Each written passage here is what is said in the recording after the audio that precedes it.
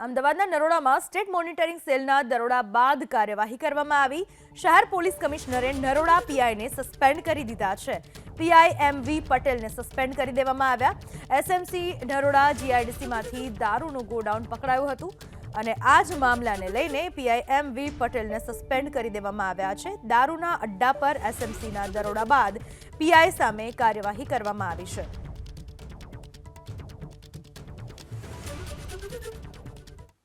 અમદાવાદના નરોડામાં state monitoring સેલના દરોડા બાદ કાર્યવાહી કરવામાં આવી। શહેર પોલીસ કમિશનરે નરોડા પીઆઈને સસ્પેન્ડ કરી દીધા છે।